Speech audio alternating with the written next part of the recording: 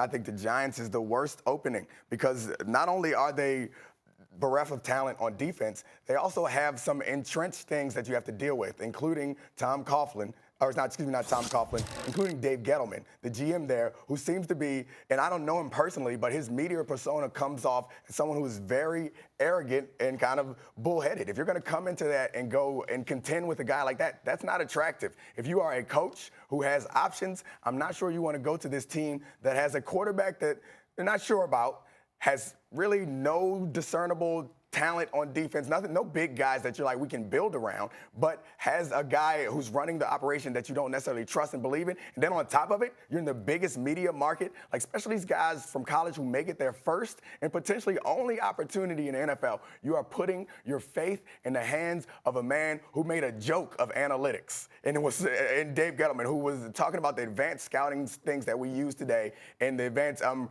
techniques we used to analyze. He was like, hey, you don't do analytics, nerds. Like, he mocked that. If I was a guy coming into an organization, I would want someone who I felt was smart and advanced. Not to say that Gettleman is not an intelligent person, but he doesn't come across as someone who is mature and advanced for this opportunity. And then you have to be in New York, where they are going to eviscerate you if you eat you alive. I disagree. I think the Giants is the most attractive job. Here's why.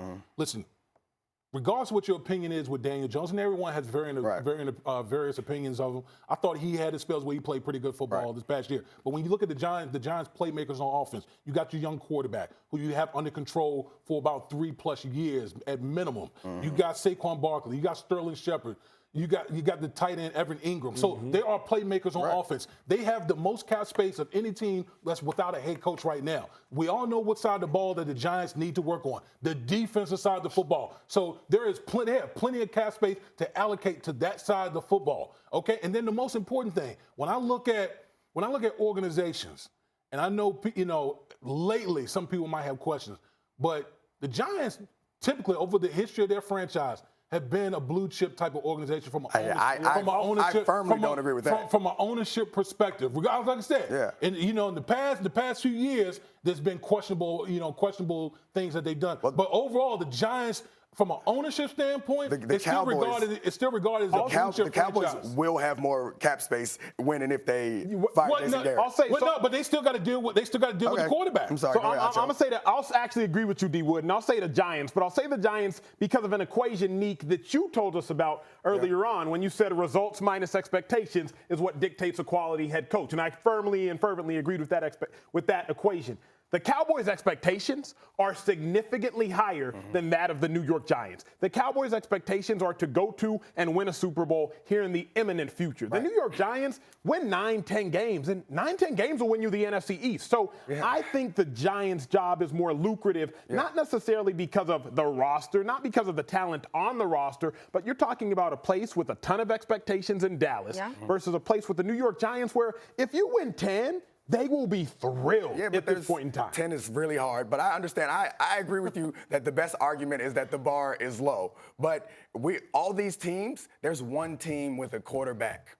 We all know that winning in this league is about having a great quarterback or at least a franchise quarterback that you can trust. There's one team in here. But Dak Prescott is the only quarterback of these group that any of us have any legitimate faith in. He's the only one. Let's talk this, Nick. Let's talk this. Don't you think a quarterback's success is typically dictated by the head coach? Now, not to say that Jason Garrett was a great head coach, but if you look at the top 5 quarterbacks that led the league in passing yards this year, Jared Goff, Phillip Rivers, Jameis Winston, Dak Prescott, none of them made it to the playoffs. So while Dak does have phenomenal numbers, gaudy numbers, great numbers, and don't you think that the head coach actually dictates to a degree quarterback success? This is going to turn into a whole nother debate. But first, before I crush both of you for talking bad about my man Dak. We know about your man crush with Dak. Before I crush you over my man crush Dak, let's touch on the Washington situation because none of us have talked about Washington. I think Washington is better than the New York Giants situation because it seems that Daniel Snyder has cleaned house.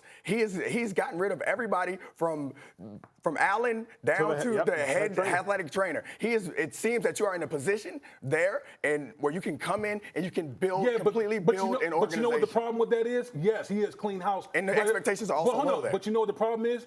Daniel Snyder is still there. And nothing can scrub away the stink that Daniel Snyder has put on the Washington Redskins franchise over these past years. So I get what you're saying. I understand that. But Daniel Snyder is still there.